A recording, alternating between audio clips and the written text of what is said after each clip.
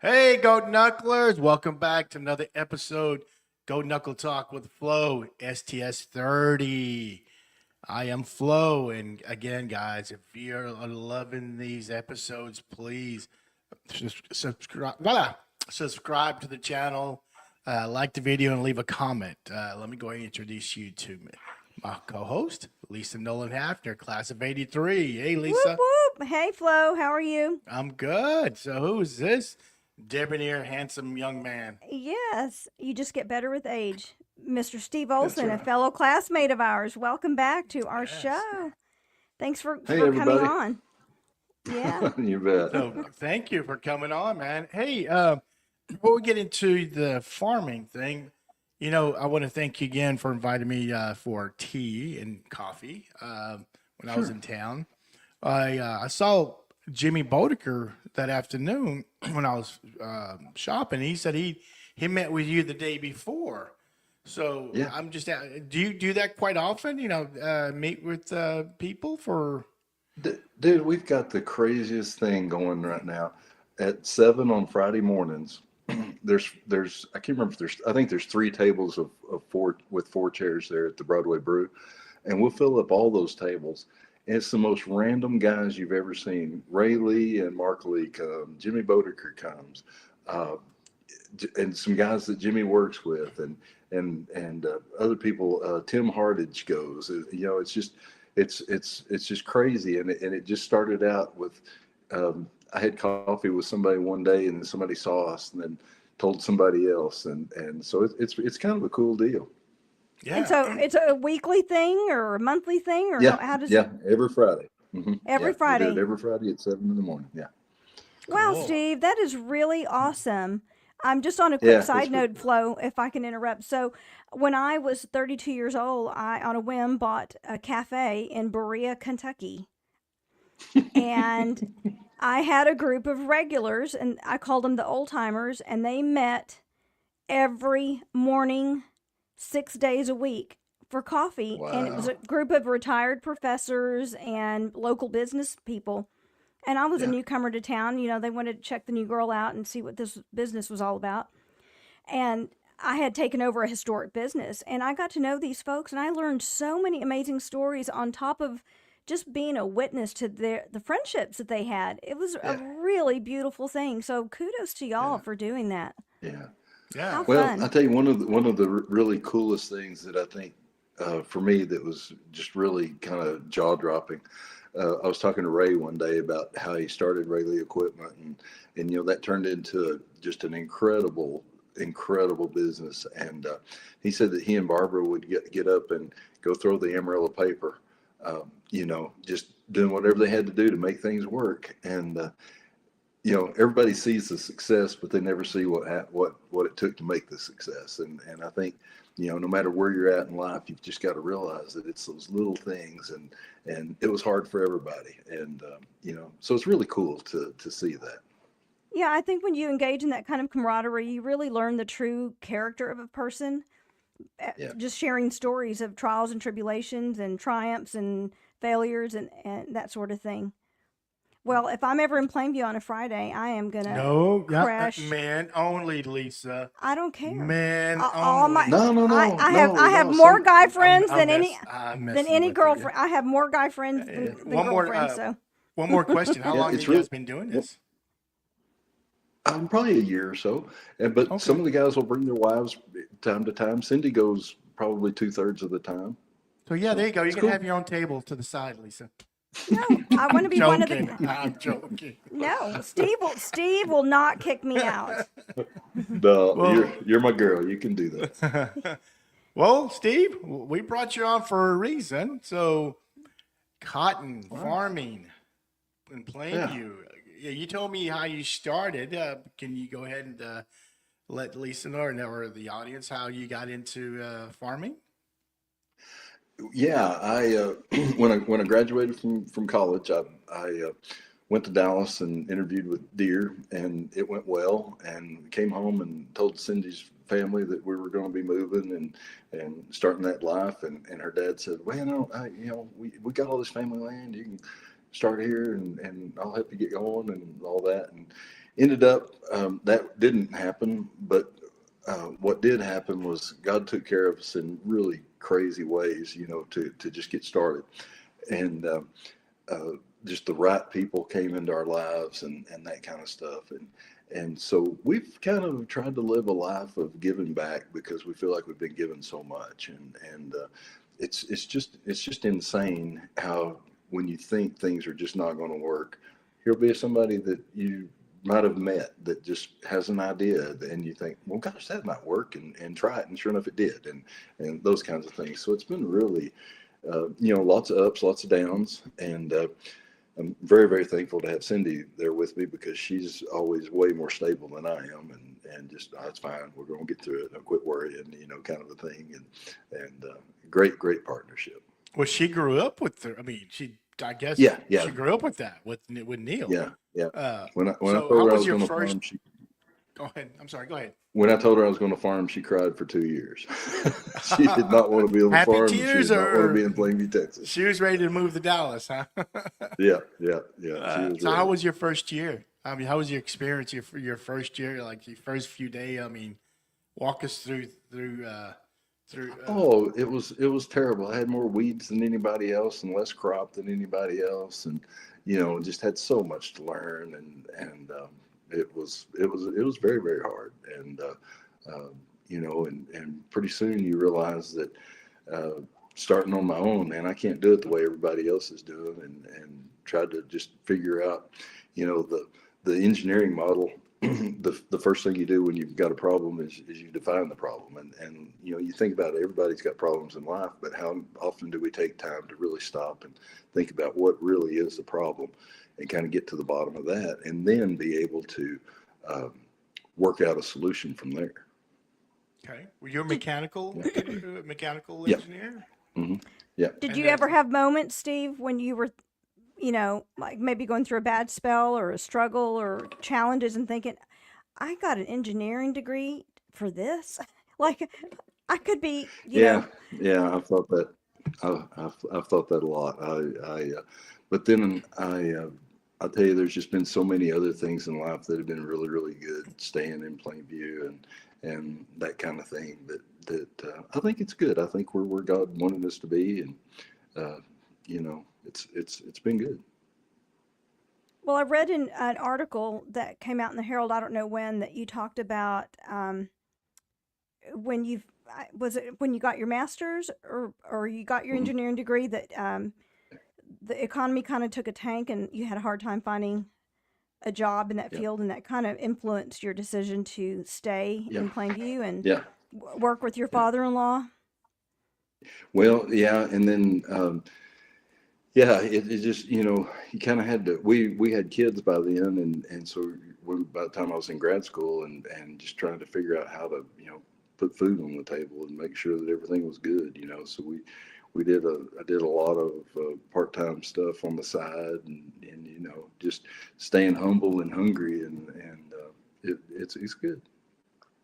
How many acres did you start with? If you don't mind me asking. 588 acres.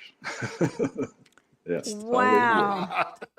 Yeah. Did you Did ever you? think, man, I bit off more than I could chew? Oh my gosh, yes. Yeah, it was crazy. But things were so much cheaper then, and you could actually have prices like we've got right now and still make a great living because your input costs were so much less. And there's just so much of it has changed. We had water. If we got into a jam, we could water our way out of it. Where now, you've got to be really proactive with the water and manage it and make sure you're not wasting, and use every kind of water saving opportunity there is. Sure. A lot of people that don't know anything about farming don't realize there's so much science and technicality to it.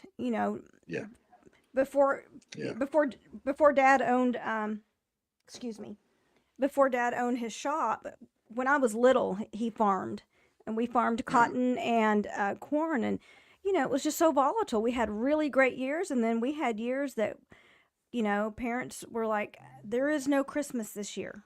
Like, yeah, we don't know how we're even going to make it to the end of the year, or much less yeah. pay our taxes or mortgage or whatever. And, Right. it was a good year. Here's a 22. Yeah. Go shoot a rabbit because that's what you're eating for dinner. Yeah, yeah, I yeah. got one It of is those for like my. that. Yeah, yeah, yeah. And it's funny because you get ready to hire people to work for you or whatever, and they're like, "Man, I don't want to work on a farm. That's such hard work." And I'm like, "You sit in a tractor that drives itself with air conditioning, best stereo system you can imagine, and it's not as hard as it used to be by It's a not as long, hard as. long shot."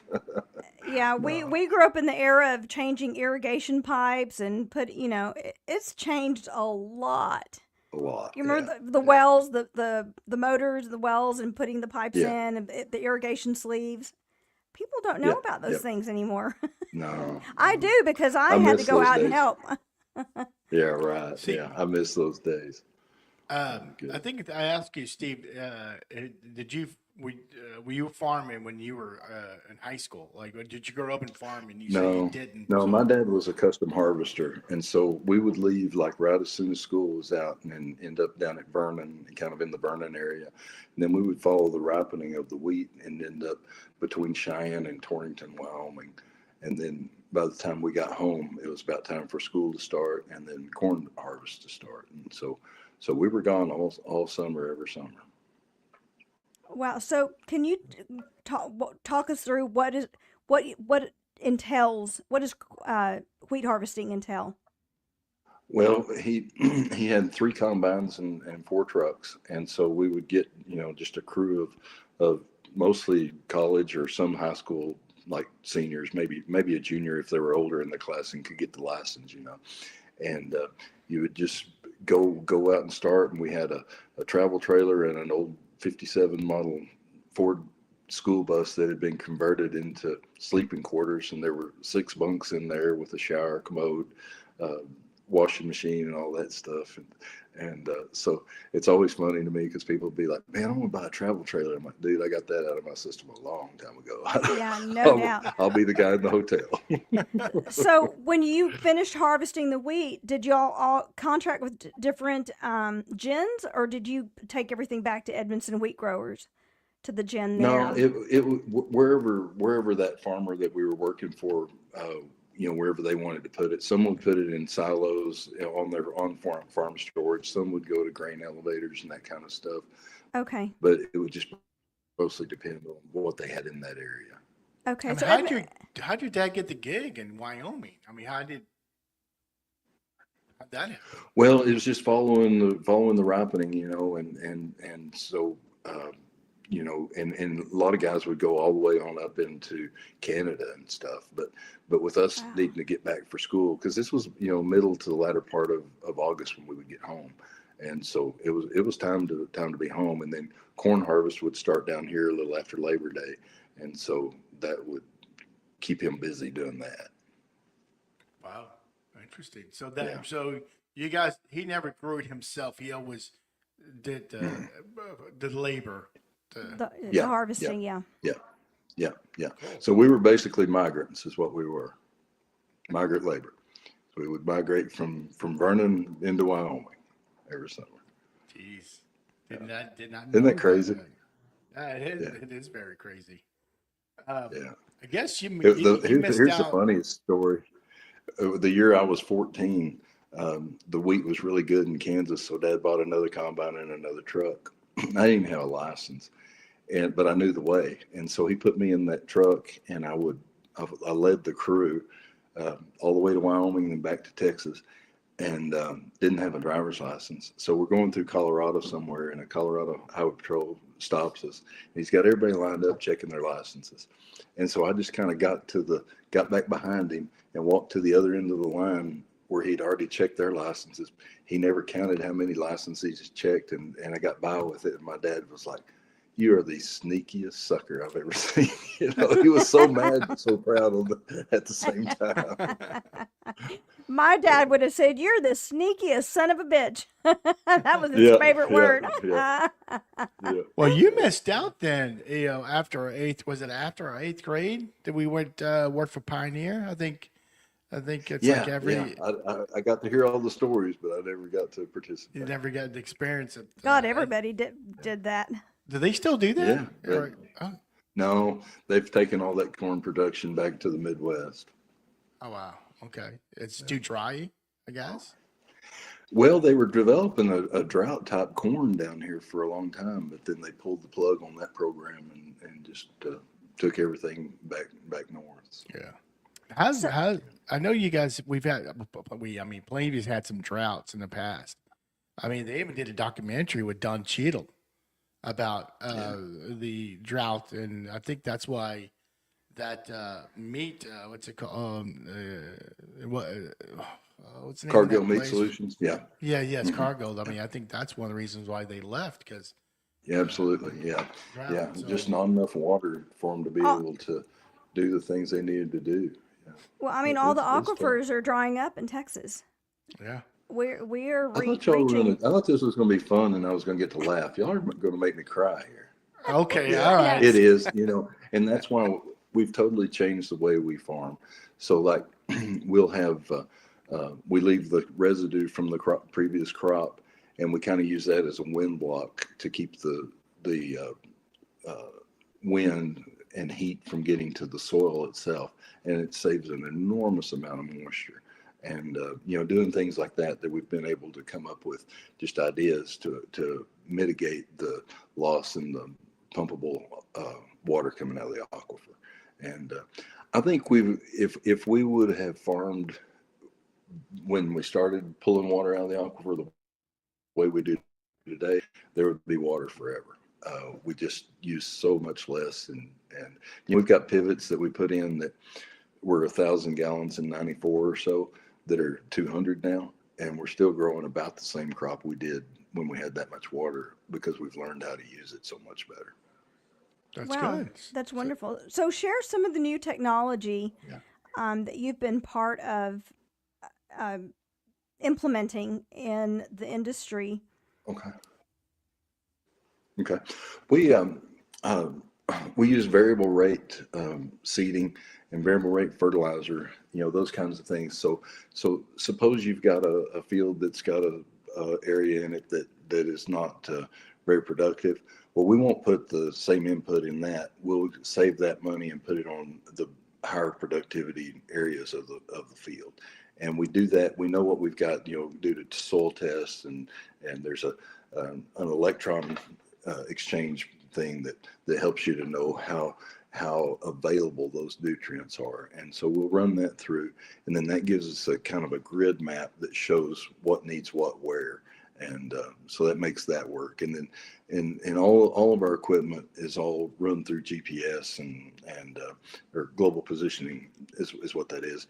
And it's accurate to within an inch. So that tractor is Wow. going to be in that same exact spot in an inch.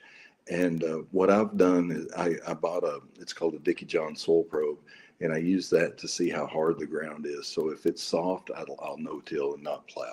If it's got like say we've run cattle on it, and maybe it's got a couple of inches of a hard pan or something, we'll run what's called strip till, and it's just a very narrow band, maybe about a foot wide.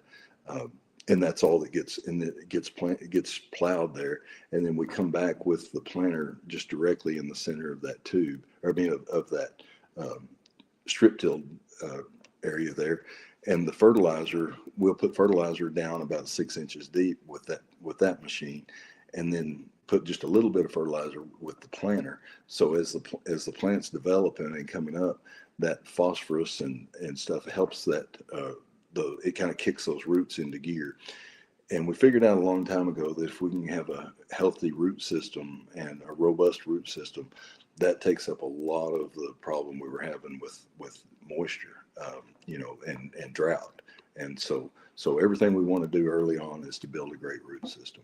And Wow, that it's just like life. The stuff in your yeah, life that nobody ever sees, that's what makes you. And it's the same way with the crop. for sure. And so, do you do your own soil testing, or do you send it to A&M, or We have a lab in Amarillo that does that for okay, us, and they'll give okay, us recommendations. Yeah, okay? Because I know there's a big soil testing lab at A&M as well.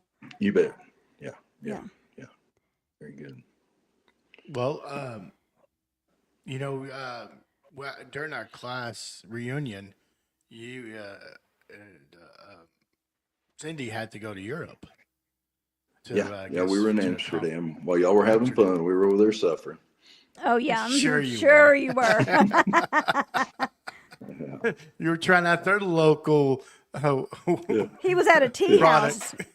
product. yeah. Here's kind of how all that got started. Um, Several years ago, I started thinking about how we overproduce so much in the United States, and there's just if you're hungry in the United States, it's because you're not really trying very hard to find something because there's so many places you can get a meal and stuff. But worldwide, that's not the case. And I read a book. It's called The Last Hunger Season, and it was about sub-Saharan Africa and how they would kind of throw out the seeds of their corn or soybeans, and then they would use the soybeans to trade for staples in the house. Well, 2 or 3 months before the end of the year, they would run out of soybeans to trade, so they had a hunger season. And so we joined up with a deal called the Farm Journal Foundation, and it was called Farmers Feeding the World back then. And we were able to help those people plant their soybeans in rows and spaced, and they had such higher yield. And that's probably been 15 years ago. And so now they have become self-sufficient, and they've even, like with cotton, they are even becoming a trading partner, which is really crazy because a lot of people think you don't need to be teaching the rest of the world how to do what we do, but the fact is, with their infrastructure and stuff, there's really no way they can compete with us, and we can't, in good conscience, know that people are starving and not do something about it. It's that deal of take care of your neighbor. Well, who's your neighbor? Well, they're our neighbor, of course, and so that's how that got started. And then we went to Amsterdam with the Better Cotton Institute, and I got to speak about some of the things we're doing in Texas, and I was on a panel. There was a guy from India, and he was talking about how his new farming practices that he has implemented has helped him to be able to buy an ox. And so Oh you're looking wow. at the total opposite ends of the spectrum, and we're all trying to do the exact same thing. So I thought that was just a real eye opener of, we forget how blessed we are. And Yeah. We take it for so granted for kind of sure. cool. Yeah, Well, we do. I guess this is from Honduras. Let me see if I can So show did a you go to India, photo. Steve? No, no, I did not. No, that So he that was in. Yeah, that's Honduras. Just a little random family there. yeah. Are terribly poor. I mean, you can't imagine. And so the guy that had the mill, what we did, we took some cotton that was grown in this area, took it down there, and went through the spinning mill and watched it get turned into thread and then fabric and then into t-shirts that actually went to Target. So got to see the whole thing. And the man that owns that mill, there's several of them that he owns. He's a good Christian man, and he, wants to keep it there because he wants to give those guys or those families an opportunity to have a fair wage job. So it's really amazing. They're just starting a college there, and to try to help them get educated, and it's just things that we think everybody would have access to, a meal. Well, they don't, and so that he's able to help them to do that. That's good. Well, let me show that video about Okay. this Chloe. Let me turn the volume. So this is just fabric that you guys shipped, and Yeah, we shipped the cotton. Yeah, and then in this plant, and the other side of it, they made this fabric. And then what this guy's got in this stack here, these are all t-shirts. So he's cutting, 30 or so t-shirts at a time. Just cut the bottom off. He'll go and he'll cut the neck out of it and stuff, and then they'll sew it, and then they go into a box and get ready to ship to Target. Can you wow. imagine how sharp that blade is to cut through all of that fabric? Yeah, It yeah. will take It, your it, hand off. Oh my gosh. oh yeah, yeah, And yeah. doing it Yeah, with that. nobody's playing around. They're pretty serious. Yeah, I mean, wow, that's And pretty so interesting. this factory is in Honduras? Yes, ma'am. Yeah, Okay. yeah. How Wow, long that's were you? fascinating. How long were you there? Or how? We, And how often do you go? we were there about 4 days. Yeah, Okay. and it's really cool because the guy that owns that, we were in Lubbock recently at a little meeting, and one of the ladies that works for him was there, and Cindy actually was the one that recognized her, and so we FaceTime with the owner and stuff, and he says, "Man, y'all come see us at our home and all that." And I think one of these days we'll get to do that and just go visit and not really have That's a lot of cool. work to do. Yeah, Wow. yeah. I want to know about this place. And this is the photos you sent me. Well, I had to put that in there. So if you go to Amsterdam and you want some coffee and you see a place that says coffee shop and it's spelled with a C, you're not getting coffee there. That's a weed shop. If you find a Yes, coffee shop and it's spelled with a K, you can get all the coffee you want there. So that that was is one of the correct. things that I did not expect when we went there. Yep, Is that is a this weed actually shop. owned by Cheech and Chong? I don't have any You idea. didn't ask. I would Okay. think probably they would get a little cut out of it or something, but I just wouldn't have any clue. That's funny. Hey, but only €2 for a cup. Wow. Okay. Note to self. Yeah, Well, yeah. I have spent quite a bit of time in India, and unless you go to a place like Honduras or India or Guatemala, and you see, we think we've seen poverty in this country, but when you go to a place like that, it is a humbling, eye opening. And Yeah. you can, Well, and you think yeah, about the Somalian pirates. Why are they doing what they're doing? Well, they're doing it because they're hungry. I mean, they Yeah. can't feed their families, and so right. if you really think about it, food security is national security.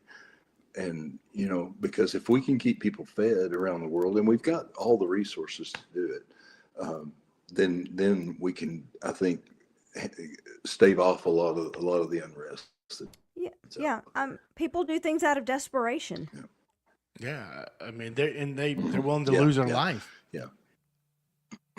So where are we here? Yes, yeah, Is that you looking all dapper in that suit jacket? yeah.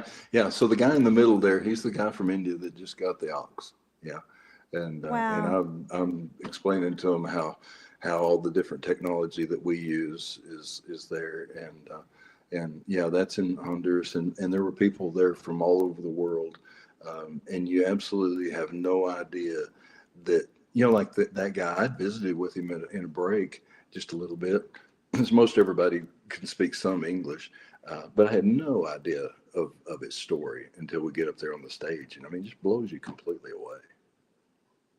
Jeez. Do you ever had you Yeah. have you ever had moments in those situations where you were moved to almost tears just hearing the Oh, stories? absolutely. Yeah, yeah, Yeah. yeah, absolutely. And you feel so bad for not even realizing how blessed you are. You think, wow, what if I lost everything that I didn't say I'm thankful for that day? Kind of a thing. And we don't remember to. That's one of the things that Cindy and I kind of started doing, is every morning we start our day off with telling each other what we're thankful for, and it really sets a great tone to get through the day. Well, it does. I was with a client yesterday and we were talking about energy, and I said, well, the highest vibration is love. And the Yeah, second highest vibration is gratitude. right. And if you practice Yeah, gratitude, even when things are not going well, even when you think you're suffering, even if you are in a place of victimhood, if you just remember to be grateful for something, even if it's the meal that you're eating, even if it's Burger King, just be grateful. It does change your mindset, your yeah, energy, and good things come to you. yeah, yeah. Gratitude, gratitude, gratitude. Yep. All Mark right, I'm Mark gonna. Lee told me the other day. He said, I used to, when I'd pull up at a red light, I'd feel so bad because I wanted to go, and I'd never look around and just be mad that I had to sit there for that 30 seconds or whatever. He said, but now I start looking around and I think, okay, God, what do you want me to see? And he said, I almost always see something that's somebody either needs some help or somebody's, whatever. But he said, it's just an incredibly different way to look at things when you just kind of take a breath and look, okay, what do I need to see right now?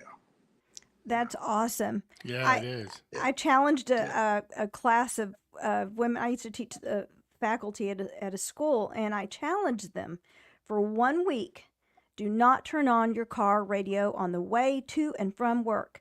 Be fully present and aware of your surroundings, the drive. Just notice what you notice without any judgment. Yeah. And I'll see you Yeah. next week, and I want you to share your experience. It was a profound experience for a lot of people. Like, they realize that they're somewhere else and agitated and that sort of thing, and that quiet and paying attention and being present was just a big deal. And they realize, wait a minute, Absolutely. I can actually manage my stress by being still. Yeah, Yeah. it was a fun experiment, and now they Yeah. were good sports to try that. That's cool. That's really All right, let cool. me show you this. And then, is that your high school jacket? That is my high school jacket. And that's what you wore for This is, that challenge. Remember that 80s yeah. for a reunion challenge? Yeah, yeah. So these guys, they're the communication skills team from Shallow Water, and they were doing a project on the sustainability of cotton production. So one part of their team said it wasn't sustainable, the other part said it was, and they were you know having this argument and learning how to present their case. And so I really enjoyed getting to work with them and helping them to understand, because we went in there the first time we met, they were sharing some facts and figures and that were just flat not true. And I told them, I said, if you're going to argue, you got to make sure that you either play it down a little bit or get right on the line of telling that it's got to be true, or you lose your credibility and you're not going to go far. Well, that team ended up winning state, and so they'll go to the national contest this next summer. And so that picture there is in front of my house, and Cindy had just made them breakfast, and they came over and we visited and kind of went through their stuff again and just helped them to iron that out a little bit. This is a shallow water team, correct? Yeah, and it was hilarious when I opened the door with my FFA jacket on. I mean, those kids were just dying laughing, and they were like, "I can't believe you still got that." And I'm like, "Well, I can't either, for sure." But And the fact that pretty it still interesting. fits you. I was gonna say Yeah. the closet shrinky's got a hold of it a little bit, just a little bit. Yeah. Are you helping quite a bit with Plainview's FFA, or did they No, ask you? we haven't gotten to do that. I hope we can. I hope we can get something going there. But these people just reached out, and I don't really know even how they. I think they found out about the gin, and they got to me through the gin. Is how I think that ended up working. So yeah, Oh, cool. really Yeah, interesting. you do give a lot. You're giving, Steve, and that's good. Well, I tell you guys, we got to leave this place better than we found it. Yeah, that's the truth. Absolutely. This planet is a precious gift, Yeah. and I wish more people would remember that it is a precious gift, and Mhm. our body and the state of our health is a reflection of the health of our planet. Yeah. Absolutely. They're And that's completely kind of one of intertwined. Yeah, absolutely, and that's one of the reasons that we push the cotton that's grown in a way that is good for the environment and all that, because when you start thinking about how much plastic we've got in our brains and in our reproductive organs and stuff like that from just the stuff that washes off of um, you know um, polyester and other kinds of man-made fibers, it does make a difference. And I think my parents are both in a nursing home with Alzheimer's, and so I'm really worried about how much sugar we eat and how much what goes into our brains and that kind of thing. For sure. That's a very valid concern. So I want to go back to the article that I read, and that you had wanted to design combines, but Yep. you have been part of developing things that are even far greater and have a greater impact than combines. And so, you said earlier that God had a purpose for you. Look at how it turned out. That the Yeah. work that you're doing, you're still getting to do. You're still Oh, in your engineering absolutely. field, but doing something far more impactful than Yeah. anybody can Yeah. design well, not anybody, but you know what I mean. Yeah. Yeah. Yeah. Yeah. Do you Yeah. No, it you is. feel more It's fulfilled? I mean, in retrospect, you feel more fulfilled I do. having, yeah, We have a lot of years that are just hard, with the farm, and it would be nice to have a paycheck that you knew what you were going to get, that kind of a thing.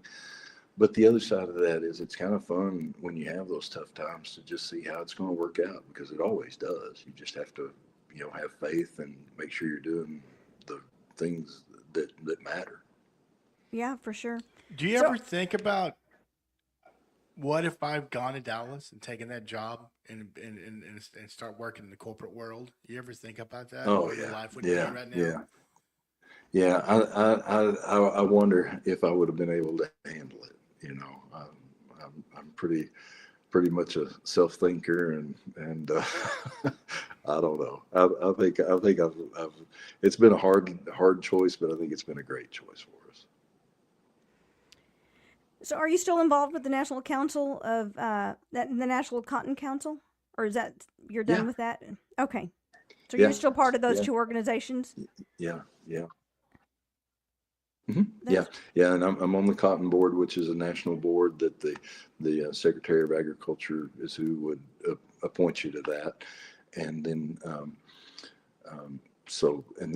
Plains Cotton Growers would be our local um, producer organization.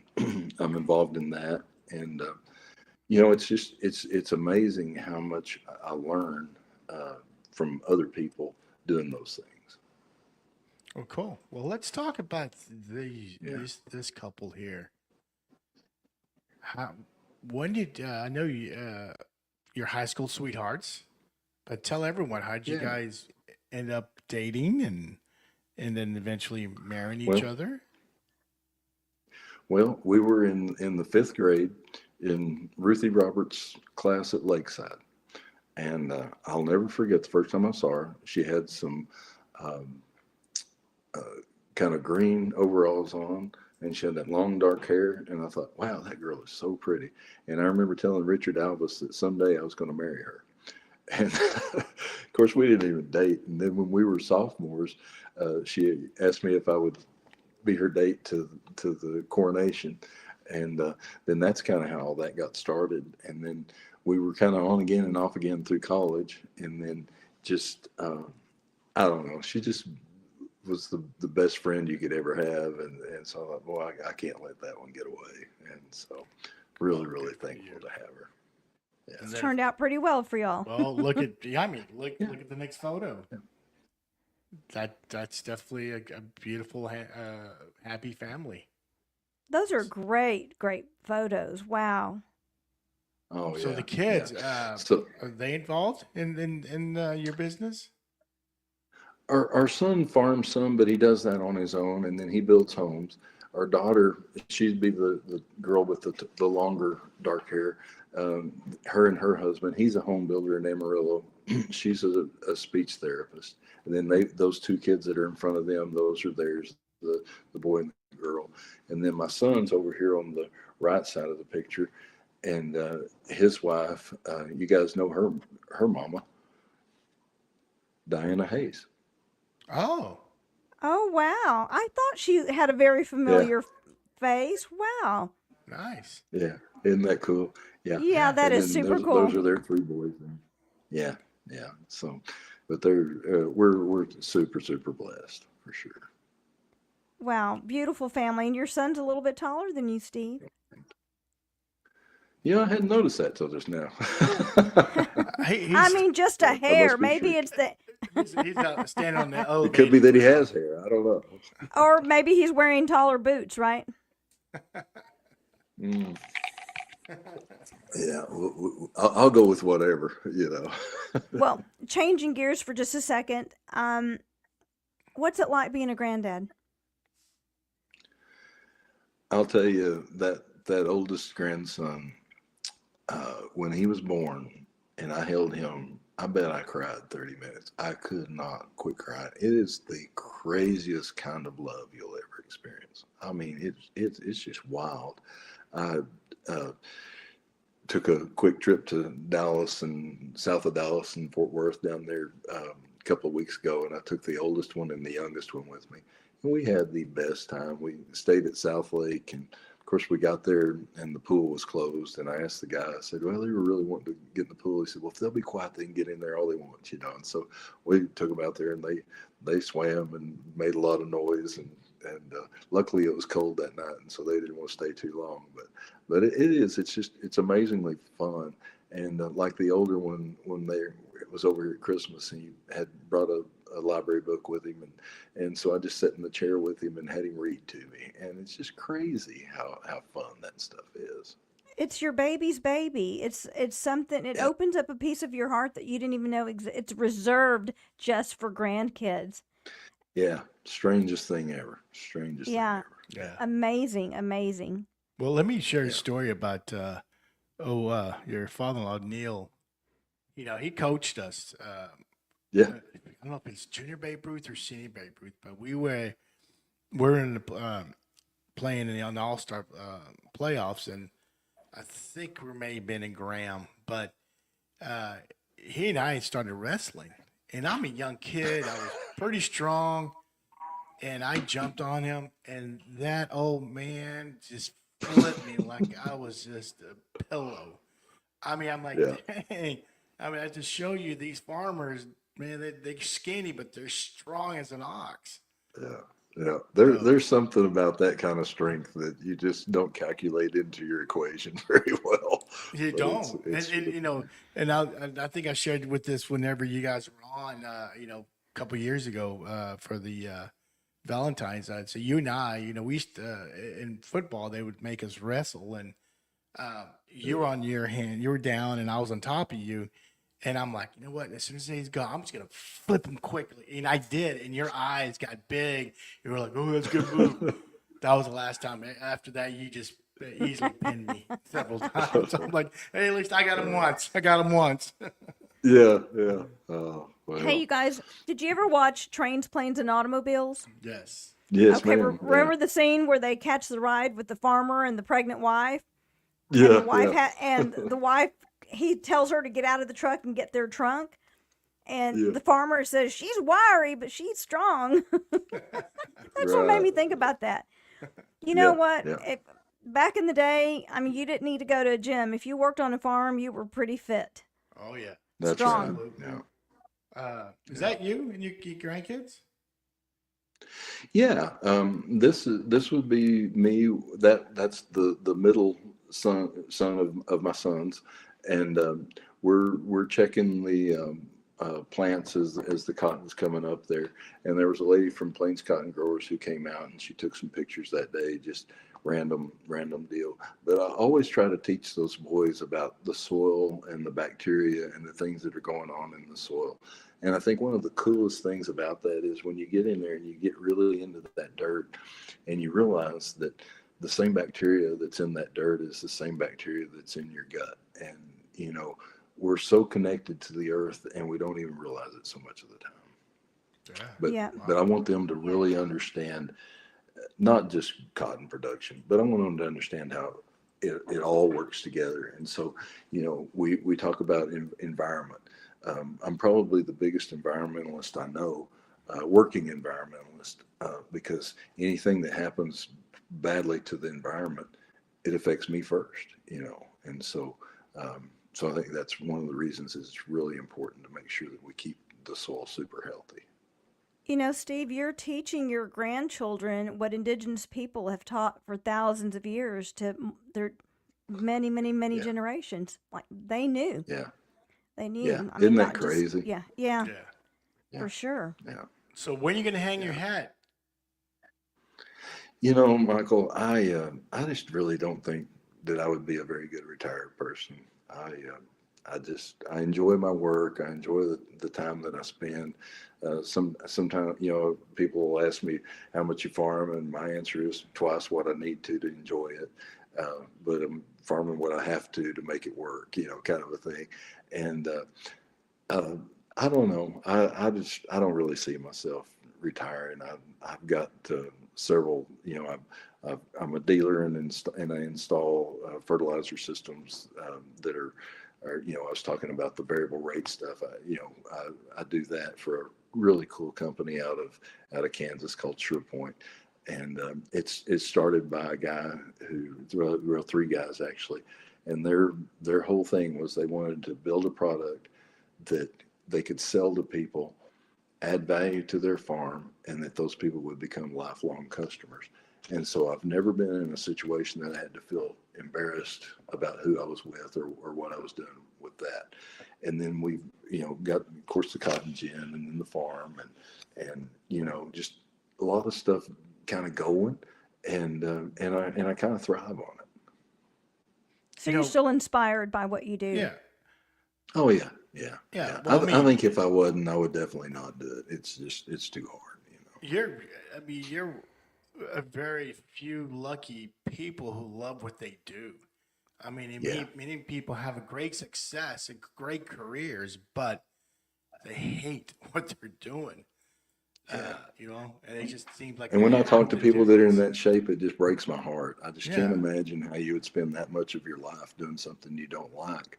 I mean, figure out what you enjoy doing and figure out a way to get paid to do it.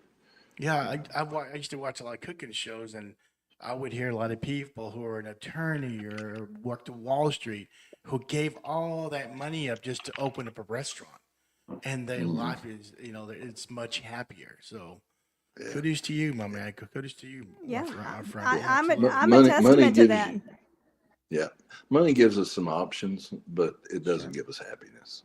Oh, No, it doesn't, absolutely. and nor does it give you joy. I gave up a That's right. career, 18-year career at Southwest Airlines because I just got to a point where I hated going to work every day, and I thought my soul is dying, and I'm Yeah. certainly not living my purpose.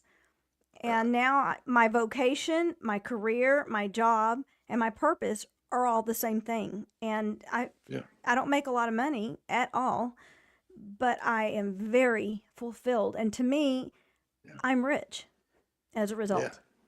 Yeah. Absolutely. Yeah. Yeah. Well, No, Steve, I we're think almost at the end. that's good. Go ahead, Steve. I'm sorry. Go ahead. You were saying? I just think that's really important that we stop and look at ourselves and have the honesty to be able to decide, am I doing okay or not, and move Yeah. forward with that. And I meant earlier at the beginning, like I really enjoy just sitting there talking with you, having a tea. You were drinking your coffee. I mean, a lot of times I come into Plainview, I find someone and have a couple of drinks, and then like I don't drink as much as like I used to. I hardly drink at all. I'm like, screw that. I'm gonna start meeting people. Hey, let's just have a cup of coffee. Cup of coffee. I enjoyed it, man. I really did. Yeah, I do too. Yeah. It's Thank you. it's always good to stop and I've always held you guys in super high regard and to just get to re-meet you, almost. And it's been an incredible deal. I've really enjoyed that. Yeah, Well, cool. I feel the same way for sure. Yeah. So we're probably, we're probably at the end. Lisa, got anything else to ask Steve? Or No, I have parting words when it's my Okay. time to go. well, I just Uh-oh. share something funny from high school. If it's something that I don't know, if you're driving along, you hear an '80s song, or you see something, a building in Plainview, or That takes you back. That takes you back, exactly. Can you share anything like that?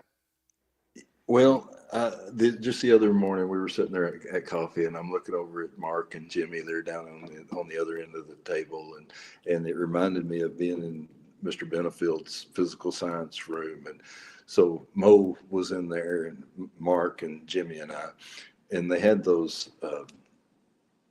sinks back there that had the water that came out like this. You remember? So we were sitting there, and we would go, and somebody would turn it a fourth of a turn. And then the next guy turned another fourth of a turn. And it ended up that Mo was the guy who unscrewed it where it made the big mess. And I laughed so hard. And every time I think about that, I think about what dumb butts we were to think that was funny. But I mean, we rent the ceiling in the room below it and made a big flood in there and everything. And we never did get in trouble for it. But it was just like, why would we do that? You know? but we had so much fun. I remember Jimmy got some Skittles one day over at Page, or Mr. Page, had that grocery store down there to the south of the school. He's chewing on those Skittles and just spits them on the rail going up on that little skinny staircase. And Coach Duncan goes up there and gets his hand all in that. And we laughed and we laughed and we laughed, and you think that is so cruel. And so I've got, you think it's good today, but I've got a lot to pay back for. Well, hey, You're clearing your karma. We just have a quote from Amber, who says, "Love this chat with my most favorite cotton grower." Wow, she's a sweetheart. Well, Steve, you have any parting words before Lisa gives our parting words? Just keep up the good work, guys, and I love the fact that you guys are giving people an opportunity to not only talk about the old days, but that rearview mirror is small for a reason, and we've got a great big windshield ahead of us, and just keep your eyes on the road and keep moving forward, and don't fall into these traps of I'm old and I can't do it. Just figure out a way to make it happen. Yes. I agree. Before Lisa, you talk, I went and visited Derek. He lives near Palestine, and we were fishing, and then we were carrying his boat, and I was just walking normal, and Derek goes, "Man, you're breathing hard." I'm like, I am.